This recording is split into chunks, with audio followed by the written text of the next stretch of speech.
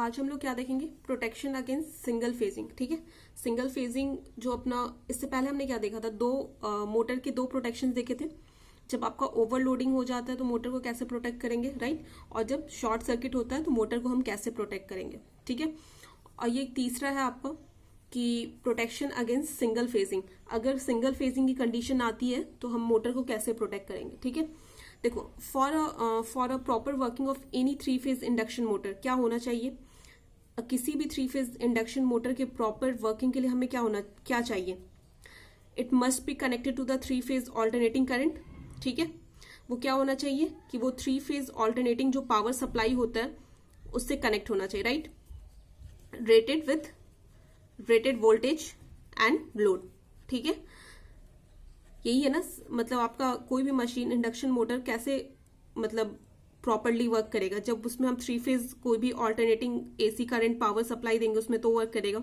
ठीक है, अब देखो क्या होता है कि एक बार जब आप स्टार्ट करते हो, राइट, तो क्या होता है कि जब कंटिन्यूस जब रन होता है तो क्या होता है कि अचानक से जो 3 फेज आपका होता है उसमें से एक फेज क्या हो जाता है, डिस्कनेक्ट हो जाता है, राइट।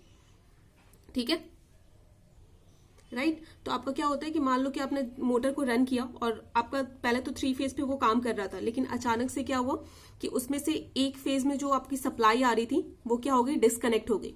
ठीक है, तो क्या हो जाता है, उस वक्त क्या हो जाएगा, आपका सिंगल फेजिंग का कंडीशन आ सकता है। सिंगल फेज मतलब उस कंडीशन को हम क्या कहते हैं, सिंगल फेजिंग कहते हैं। ठीक है, जो लॉसेस होते हैं, जो लॉस ऑफ करंट होता है थ्रू अ वन फेज, उस फेज ऑफ सप्लाई, उसको हम as a single phasing describe करते हैं। ठीक है, तो क्या होता है, losses of current through a one of these phase supplies is describe as a single phasing.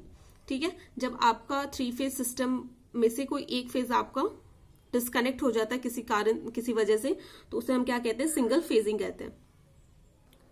ठीक है, तो अब क्या देखेंगे, कॉजेज देखेंगे आपके सिंगल फेजिंग की, जो फेजिंग जो होता है उसके कॉजेज क्या आपके। ठीक है, तो देखो, जो सिंगल फेजिंग होता है वो क्या होता है, your single phasing is the power supply related electrical fault in a case of induction motor. ठीक है, ये क्या है आपका, ये पावर सप्लाई जो होता है आपका उससे रिलेटेड एक इलेक्ट्रिकल फॉल्ट है in case of induction motor, right. इसमें क्या होता है, it occurs when one of the 3 phase circuit in 3 phase motor is open. ठीक है, क्या होता है, ये कब अकर होता है, जब आपका 3 फेज मान लो 3 फेज सिस्टम है, उसमें से एक आपकी जो सप्लाई होती है वो क्या हो जाए, आपकी खुल जाए, ओपन हो जाए, तो ये कंडीशन आती है। ठीक है, समझ गए। मान लो देखो, मान लो कि आपका कुछ भी इस तरह से कनेक्टेड है,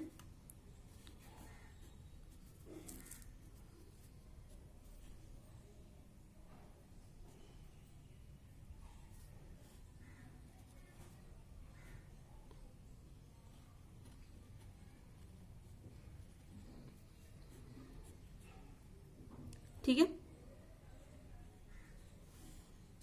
इसमें से कुछ करंट जा रही है, ठीक है, यहां से कुछ जा रही है, मतलब यहां से कुछ जा रही है, यहां से कुछ करंट आ रही है। ठीक है, तो ये यहां से मान लो कि यहां से जो करंट जा रही थी ना आपकी, वो क्या है, 0 हो गई। ठीक है, तो इस केस में क्या होता है आपका, मतलब यहाँ पे मान लो कोई फॉल्ट आ गया, यहाँ पे सपोज करो इस लाइन पे कोई, इस फेज में आपकी कोई फॉल्ट आ गई। ठीक है, तो यहाँ से जो करंट जा रही है आपकी वो 0 हो गई। तो अब क्या करना पड़ेगा, जितनी करंट की मतलब इस मान लो तो हमें जितनी रिक्वायरमेंट थी करंट की, अब क्या हो रहा है, वो कम हो गई, क्योंकि एक आपका फेज क्या हो गया, खत्म हो गया।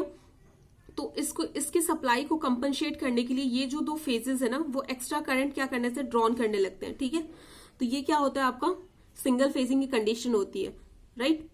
तो इसमें क्या होता है कि जो रिमेनिंग सर्किट्स हैं वो क्या करने लगते हैं, एक्सेसिव जो करंट होता है वो कैरी करने लगते हैं। तो ये आपका मेन मतलब सिंगल फेजिंग के कारण ही होता है आपका। ठीक है, तो देखो इसके कॉजेज क्या है इसमें, मान लो कि जैसे आपने एक या एक से ज्यादा क्या होते हैं आपके जो फ्यूज, आपने मान लो फ्यूजेस लगा रखे हैं, 3 बैकअप फ्यूजेस लगा रखे हैं, उसमें से एक फ्यूज आपका क्या हो जाता है, ब्लोन हो, मतलब ये जल जाता है। तो उस केस में भी क्या होता है आपका, एक से आपका क्या हो जाएगी, सप्लाई इंटरप्ट हो जाएगी एक फेज से, तो भी आपकी सिंगल फेजिंग की कंडीशन आ सकती है। ठीक है, व्हेन 1 और more out of the 3 backup fuse blowns, ठीक है, ये कंडीशन हो सकती है। जब एक या एक से ज्यादा आपकी जो बैकअप फ्यूज होती है वो जल जाए तो भी ये कंडीशन आती है, ठीक है। When one or more out of the 3 backup fuse blows, ठीक है। और क्या और क्या कंडीशन हो सकती है, और किसके कारण हो सकता है? देखो, जो मोटर सर्किट होते हैं उसमें कॉन्ट्रैक्टर्स लगे होते हैं, जो आप क्या होता है, करंट सप्लाई करता है। Motor circuit have a contractors which supplies the current, ठीक है। अगर मान लो कि वन ऑफ द कॉन्ट्रैक्टर आपका ओपन सर्किटेड हो जाता है तो भी उस कंडीशन में क्या हो सकता है, आपका सिंगल फेजिंग की कंडीशन आ सकती है, राइट। अगर आपका मान लो कि आपने गलत या फिर इनप्रॉपर आपने सेटिंग कर रखी है किसी भी प्रोटेक्टिव डिवाइस की जो आपकी मोटर को प्रोटेक्ट कर रहा है, उसके कारण भी आपकी सिंगल फेजिंग कंडीशन आ सकती है, ठीक है। तो ये सारे क्या है, कंडीशंस है आपकी, मतलब कब सिंगल फेजिंग कंडीशंस आ सकती है। मान लो अगर इन केस आपका रिलेज वगैरह भी ब्रेक हो जाता है, उस कंडीशन में भी क्या हो सकती है, सिंगल फेजिंग की कंडीशन आ सकती है। या फिर कोई आपका one of the wire for the motor circuit is broken, तो भी आपकी क्या हो सकती है, सिंगल फेजिंग की कंडीशन आ सकती है। Due to equipments failure of power supply, right. या फिर due to short circuit in one phase, तो भी आपकी क्या हो सकती है, आपकी सिंगल फेजिंग की कंडीशन आ सकती है। तो ये सारे क्या थे, हमारे कॉजेस थे फॉर अ सिंगल फेजिंग, ठीक है। या फिर फीडर या फिर ट्रांसफॉर्मर फ्यूज आपका ब्लो अप हो जाए, तो उसके कारण भी क्या हो सकता है, सिंगल फेजिंग आ सकती है, ठीक है। तो अब देखो, ये कॉजेस हमने देख लिया। अब देखेंगे सिंगल फेजिंग का इफेक्ट क्या होता है हमारे सिस्टम पे, ठीक है। ठीक है, तो हमने कॉजेस देख लिए, अब देखेंगे इसके इफेक्ट क्या होते हैं आपके सिंगल फेजिंग के, ठीक है। तो हमने पहले जैसे पढ़ा था, तो जो सिंगल फेज आपका 3 फेज जो मोटर होता है वो क्या होता है, एसी मोटर होता है। वो किस पे, आपके 3 फेज सप्लाई पे वर्क करता है, ठीक है। 3 phase motor is a AC motor which is built to operate on a 3 phase power source, right. वो 3 फेज पावर सोर्स पे ऑपरेट करने के लिए बनता है, ठीक है। तो अब देखो क्या होता है कि जो आपका सिंगल फेज मोटर होता है, राइट, जो सिंगल फेज मोटर होता है are not a self starting motor, ठीक है। इसमें वो क्या होता है, वो सेल्फ स्टार्टिंग मोटर नहीं होते, वो खुद पे खुद स्टार्ट नहीं होते, सेल्फ स्टार्टिंग नहीं होता उसमें, ठीक है। अब देखो, इतना तो पता है कि जो आपके सिंगल फेज मोटर होते हैं वो क्या होते हैं, सेल्फ स्टार्टिंग मोटर्स नहीं होते हैं। उसके लिए क्या होता है, एडिशनल प्रोविजन होता है, लाइक क्या कहते हैं, उसमें कैपेसिटर लगा होता है या फिर स्टार्टिंग बाइंडिंग लगी होती है, ठीक है। तो देखो, अब जो 3 फेज, अब देखो सिंगल फेजिंग के कारण प्रॉब्लम क्या आती है आपकी 3 फेज मतलब इंडक्शन मोटर में क्या होता है कि if your motor is in stop condition, अगर आपकी मोटर मतलब स्टॉप कंडीशन में चल नहीं रही है, तो क्या होता है, it can not be started, ठीक है। वो स्टार्ट नहीं हो सकती, क्यों, क्योंकि जैसे मैंने आपको बताया जो सिंगल फेज मोटर होते हैं वो क्या होते हैं, सेल्फ स्टार्टेड नहीं होते हैं, ठीक है। सेल्फ स्टार्टेड नहीं होता है वो, राइट। तो इसके लिए क्या होता है, तो आपका जो मान लो सिंगल फेज जो आपका मोटर होगा, अगर वो स्टॉप कंडीशन में है तो वो क्या हो सकता है, वो स्टार्ट नहीं होगा, ठीक है। और क्या होता है, also due to safety system provided in 3 phase motor to protect it from the overheating, ठीक है। हम क्या होते हैं, ओवर हीटिंग से प्रोटेक्ट करने के लिए सेफ्टी मेजर मतलब लगे होते हैं, उसमें सिस्टम लगी होती है। तो आपके ओवर हीटिंग से प्रोटेक्ट करने के लिए वो क्या होगा, स्टार्ट नहीं हो, क्योंकि सिंगल फेज में क्या होता है, अगर आपका एक फेज क्या हो चुका है, खराब हो चुका है, तो जो 2 फेजेस होते हैं, रिमेनिंग जो 2 हेल्दी फेजेस होते हैं, उसमें से क्या होता है, आपका करंट ज्यादा फ्लो होने लगता है, राइट। तो उसे भी प्रोटेक्ट करने के लिए वो स्टार्ट नहीं होते हैं, ठीक है। तो क्या होता है कि जब आपका सिंगल फेजिंग आता है तो उस कंडीशन में क्या होता है, जो रिमेनिंग जो हेल्दी फेजेस हैं वो क्या होते हैं, वो आपके हायर करंट क्या करने से ड्रॉन करने लगते हैं, ठीक है। वो हायर करंट्स आपके लेने लगते हैं, राइट। वो क्या होता है, √3 टाइम्स होता है आपके नॉर्मल करंट के, ठीक है, √3 टाइम्स होता है, राइट। तो वो क्यों लेते हैं, टू वो जो आपके जो लॉस्ट जो फेजेस है, जो आपका फेज काम नहीं कर रहा है, उसको सप्लीमेंट करने के लिए, मतलब उसके जो लॉसेज है, जितना वो करंट प्रोवाइड कर रहा था आपके लोड को, उस करंट को प्रोवाइड कंपनसेट करने के लिए वो क्या करते हैं, एक्स्ट्रा करंट ड्रॉन करने लगते हैं, ठीक है। तो उसके कारण क्या होता है कि आपका अनबैलेंस जो स्टेटर में क्या होता है, अनबैलेंस करंट फ्लो करने लगता है, ठीक है। अनबैलेंस करंट के कारण क्या होगा कि आपका मतलब हीटिंग होगा, जो रोटर वो होगा क्या होगा, वो हीटअप होगा और टेम्परेचर राइज हो जाता है मोटर का, ठीक है। तो उसके कारण क्या होता है, कभी कभी मोटर जल भी जाता है, ठीक है।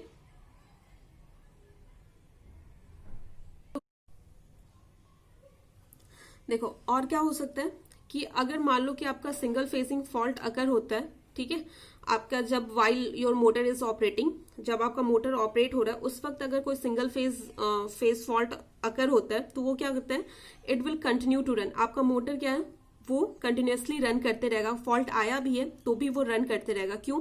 क्योंकि जो टॉर्क प्रोड्यूस होता है रिमेनिंग जो 2 फेजेस हैं वो क्या होता है, टॉर्क प्रोड्यूस करते हैं as per demand by a load, ठीक है। लोड का जितना डिमांड होता है उसके हिसाब से वो टॉर्क प्रोड्यूस करते हैं। तो आपका वो से मतलब वो क्या करेंगे कि अगर आपका कोई सिंगल फेजिंग फॉल्ट आता भी है, अगर आपने कोई एडिशनल सेफ्टी सिस्टम नहीं लगा रखे हैं तो क्या होगा, आपका जो मोटर होगा वो कंटिन्यूसली रन करता रहेगा। वो क्यों करेगा, जो आपका जो रिमेनिंग जो 2 फेजेस है तो वो क्या करेंगे, टॉर्क प्रोड्यूस करेंगे as per demand of load, ठीक है। लोड की जितनी डिमांड होगी उसको फुलफिल करने के लिए वो अपना टॉर्क प्रोड्यूस करेंगे, जिसके कारण वो आपका मोटर क्या होगा, कंटिन्यूसली रन करता रहेगा। उससे कोई फर्क नहीं पड़ेगा अगर आपकी सिंगल फेजिंग फॉल्ट आता भी है तो वो कंटिन्यूसली रन करते रहेंगे, ठीक है। अब देखो क्या होता है कि as the remaining 2 phases are doing the additional work, right, वो क्या करते हैं, आपका एडिशनल वर्क करते हैं, ठीक है, ठीक है। जो आपका जो रिमेनिंग टू फेजेस हैं वो क्या एडिशनल वर्क करते हैं। क्यों? जो आपका डिफॉल्ट जो आपका फेज मतलब जिसमें आपकी फेज किसी फॉल्ट के कारण आपकी वर्क नहीं कर रही है तो उसका भी जो वर्क होता है वो एडिशनल वर्क कौन करता है, उसके भी जो उसका करंट वगैरह जो उसे जो भी डिलीवर करना था, टॉर्क वगैरह जो भी करना था वो कौन करता है वर्क, जो 2 रिमेनिंग जो हेल्दी फेजेस है ना वो आपके वो वर्क करते हैं, ठीक है। तो उसके कारण क्या होता है, दे विल ओवरहीटेड, ठीक है, वो क्या हो जाता है, ओवरहीटेड हो जाता है और इसके कारण क्या हो सकता है, आपका क्रिटिकल डैमेज हो सकता है आपके वाइंडिंग को, ठीक है। देखो और इसके कॉजेज क्या हो सकते हैं और इसका इफेक्ट क्या होता है आपके, जो सिंगल फेजिंग होता है, single phasing will lead to increase in current flow by √3 times of normal current value in a remaining 2 phases, ठीक है। वो क्या होता है, आपका जो सिंगल फेजिंग आता है तो क्या होता है कि आपका रिमेनिंग जो हेल्दी 2 फेजेस है उसमें जो करंट फ्लो होता है वो इंक्रीज हो जाता है, √3 टाइम्स इंक्रीज हो जाता है, ठीक है। तो अगर आपका करंट इंक्रीज होगा तो क्या होगा, आपकी जो वाइंडिंग होगी वो क्या होगी, उसका टेम्परेचर क्या होगा, राइज होगा, राइट, तो उससे आपकी वाइंडिंग जल भी सकती है। सिंगल फेसिंग के कारण क्या होगा कि आपकी मोटर की जो स्पीड होगी वो क्या हो जाएगी, रिड्यूस हो जाएगी, ठीक है। और इसके कारण और भी क्या हो सकता है कि नॉइज होगा, वाइब्रेशन होगा, आपका मोटर में एबनॉर्मल कंडीशन आ जाएगी तो आपकी क्या होगी, जो मोटर होगी उसमें नॉइज प्रोड्यूस होगा, वाइब्रेशन प्रोड्यूस होगा, ठीक है। तो इसके कारण क्या होगा, this results of uneven torque produce by 2 remaining phases. इसके कारण क्या होगा, वाइब्रेशन या फिर आपके नॉइज के कारण क्या होगा, जो 2 रिमेनिंग जो फेजेस हैं जो उनके थ्रू जो टॉर्क प्रोड्यूस होगा वो क्या होगा, अनइवन टॉर्क प्रोड्यूस करेंगे, ठीक है। तो इसके और 2-3 कॉजेज देख के हम देखेंगे कि इससे हम कैसे प्रोटेक्ट कर सकते हैं अपने सिस्टम को, ठीक है। अगर मान लो कि आपका जो फॉल्ट सिंगल फेजिंग का फॉल्ट आता है, if your single phasing fault is not addressed, ठीक है, अगर आप फाइंड आउट नहीं कर पाते, इफ द जो ये आपका प्रॉब्लम है, जो भी सिंगल फेजिंग प्रॉब्लम है, अगर आप फाइंड आउट नहीं कर पाते हो तो क्या होगा, आपका मोटर क्या होगा, मोटर ऑपरेशन इज कंटिन्यूड, ठीक है, आपका मोटर ऑपरेशन क्या होगा, कंटिन्यूसली मोटर आपका रन करते जाएगा। तो उसके कारण क्या होगी, आपकी जो वाइंडिंग है वो मेल्ट हो सकती है due to overheating and can lead to a short circuiting, right. अगर आपका ओवर हीटिंग हो जाएगा, आपकी करंट ज्यादा फ्लो होने लगेगी, उसके कारण क्या होगा, ओवर हीटिंग हुआ तो उसके कारण आपका शॉर्ट सर्किट भी हो सकता है। शॉर्ट सर्किट होगा तो आपका मोटर जल सकता है, आपका उससे जो भी उसके इक्विपमेंट्स कनेक्टेड है वो मतलब जल सकता है, ठीक है। तो हमने कॉजेज देख लिए, अब हम देखेंगे कि इससे हम कैसे प्रोटेक्ट कर सकते हैं अपने मोटर को from a single phasing fault, ठीक है। तो देखो, तो प्रोटेक्शन अगेंस्ट सिंगल फेजिंग के लिए हम क्या करते हैं कि for the single phasing protection we can use a single phasing preventer, ठीक है। हम इसके लिए क्या यूज करते हैं, सिंगल फेजिंग प्रिवेंटर यूज करते हैं for the protection of single phasing, right. तो देखो, जो स्मॉल मोटर्स होते हैं ना उसमें कोई भी मतलब आपकी जो भी for the single phasing normally क्या होता है कि कोई भी सेपरेट प्रोटेक्शन आपको प्रोवाइडेड नहीं होता अगेंस्ट द सिंगल फेजिंग, ठीक है। तो स्मॉल मोटर्स में क्या होता है कि इसमें अलग से कोई भी सिंगल फेजिंग के लिए कोई भी प्रोटेक्शन प्रोवाइडेड नहीं होते हैं यूजुअली। तो क्या होता है कि जो थर्मल रिले होते हैं आपके, वो क्या कर लेता है, आपका जो करंट इंक्रीज होता है रिमेनिंग फेजेस में, उसको क्या कर लेता है, वो सेंस कर लेता है, ठीक है, और आपको जो सफिशिएंट जो भी आपको प्रोटेक्शन चाहिए वो प्रोवाइड कर देता है फॉर अ स्मॉल मोटर, ठीक है। स्मॉल मोटर में क्या होता है कि जो आपका थर्मल जो रिले होता है, इससे पहले मैंने आपको थर्मल रिले बताया था क्या होता है, ओवर हीटिंग वाले में, ओवरलोडिंग वाले में। तो थर्मल रिले क्या करता है, आपके जो भी आपके रिमेनिंग फेजेस में क्या होता है, करंट इंक्रीज हो जाते हैं, तो उसको क्या कर लेता है, वो सेंस कर लेता है, ठीक है। तो क्या करता है कि as thermal relay sense the increased current in a remaining phases due to single phasing and provides sufficient protection, ठीक है, और सफिशिएंट प्रोटेक्शन प्रोवाइड कर देता है फॉर अ स्मॉल मोटर्स, ठीक है। और देखो फॉर जो लार्ज मोटर्स होते हैं या फिर जहां पे बहुत क्रिटिकल इंस्टॉलेशन होती है, तो वहां पे क्या होता है, एक सेपरेट यूनिट चाहिए होता है for the protection, for the single phasing protection, ठीक है। क्यों? क्योंकि वो आपको क्या कर सके, अलार्म दे सके या फिर आपके सिग्नल को ट्रिप कर सके in case of single phasing, ठीक है। तो ये आपका जो है, ये जो सर्किट डायग्राम है ये वाला, ये क्या है आपके फॉर द लार्ज मोटर्स के लिए, ये हम आपका circuit for the protection from the single phasing, ये आपका प्रोटेक्शन सिस्टम है, ठीक है। तो एक एक करके मैं बताऊंगी कि ये वर्क कैसे करता है, ठीक है। तो देखो ये आपका क्या है, राइट, ये आपका क्या है, 3 फेज इंडक्शन मोटर है। देखो यहां से तीन फेजेस गए हुए हैं, ठीक है। तो जो नॉर्मल आपकी कंडीशन होगी तो क्या होगा, तीनों फेजेस आपके कनेक्टेड होंगे, ये ऑक्सिलरी कॉन्टैक्ट्स हैं, ठीक है, ये तीनों फेजेस के कॉन्टैक्ट्स, ये ऑक्सिलरी कॉन्टैक्ट है। तो ये क्या होंगे, तीनों फेजेस से आपके करंट फ्लो होंगे, राइट। तो यहाँ पे क्या होगा, 3 सीटीज लगे हुए हैं जो आपके कंट्रोल सर्किट से कनेक्टेड है।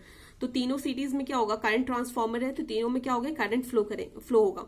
अगर इन केस अगर मान लो कि हमारा कोई भी फेज हमारा क्या होता है, डिस्कनेक्ट हो जाता है, ओपन हो जाता है, सिंगल फेजिंग की कंडीशन आ जाती है, तो आपका क्या होगा, सीटी में क्या होगा, करंट फ्लो नहीं करेगा, राइट, करंट ट्रांसफॉर्मर में करंट फ्लो नहीं करेगा। और ये क्या होता है, तीनों सीटीज आपके कंट्रोल यूनिट से कनेक्टेड होते हैं, सर्किट से कनेक्टेड होते हैं। तो ये क्या कर लेगा, आपका जो कंट्रोल यूनिट होगा वो सेंस कर लेगा कि आपके जो तीनों सीटीज हैं उसमें करंट क्या है, अनबैलेंस्ड है, राइट। तो उसके क्या करेगा, फिर आपके ट्रिप सिग्नल भेजेगा आपके रिले को, और क्या करेगा, रिले आपके सर्किट को ट्रिप कर देगा, ठीक है। तो ये होता है for the protection against the single phasing of a induction motor, right. देखो ये क्या होगा कि आपका इसमें क्या, मैंने जैसे बताया कि आपके जो तीनों सीटीज होंगे किससे कनेक्टेड होंगे, आपके कंट्रोल सर्किट से कनेक्टेड होंगे, और जो आपका कंट्रोल सर्किट का जो आउटपुट होगा वो कहाँ होगा, इस फीडेड, ये किसके साथ मतलब किससे कनेक्टेड होगा, आपके किससे, डिटेक्टर से कनेक्टेड होगा। और डिटेक्टर क्या करेगा, डिटेक्ट करेगा, और उसके बाद क्या करेगा, आपको सेंड करेगा ट्रिपिंग सिग्नल, ठीक है, सर्किट ब्रेकर को, कि आपके सर्किट को वो क्या कर दे, ट्रिप कर दे, ठीक है। तो ये होता है, ये क्या होता है आपका, तो ये आपका था सर्किट डायग्राम था for the protection against the single phasing of a 3 phase induction motor, ठीक है।